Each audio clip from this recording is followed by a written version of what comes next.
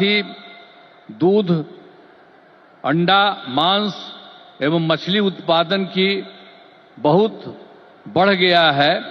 पहले यहां हम मछली दूसरे राज्यों से मंगाते थे, अब मछली के उत्पादन में हम आत्मनिर्भर हो गए।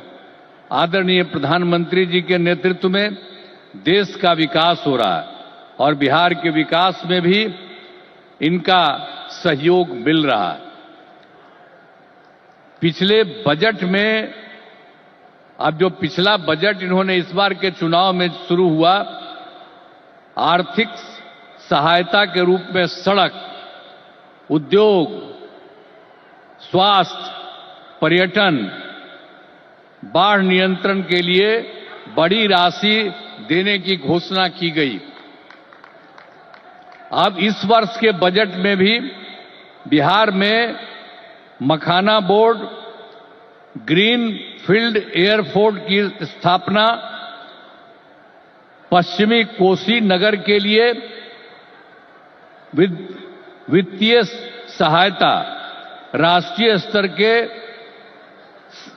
7 प्रसंस्करण संस्थान की स्थापना एवं पटना ITI के विस्तार की घोषणा की गई।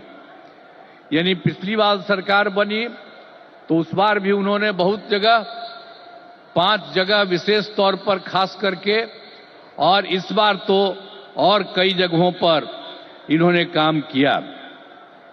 तो इसीलिए इन सब चीजों के बारे में हम आदरणीय प्रधानमंत्री श्री नरेंद्र मोदी जी को हृदय से मैं उनका अभिनंदन करता हूं, धन्यवाद देता हूं।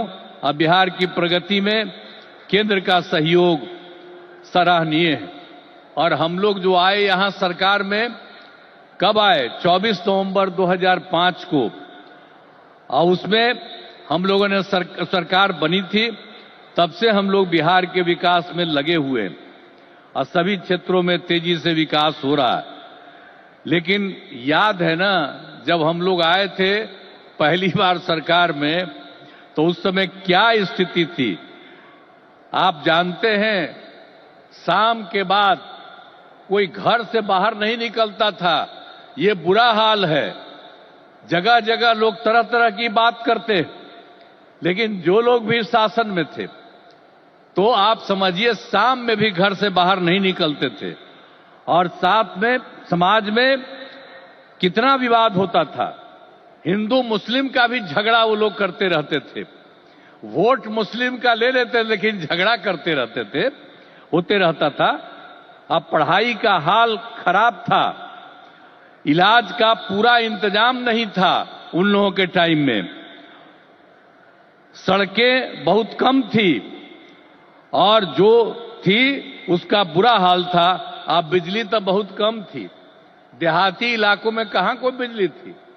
अरे पटना राजधानी, वहां पर बिजली जो लगाए रहते थे उसमें क्या था, मुश्किल से 8 घंटा बिजली होता था। यही हालत था उस समय का।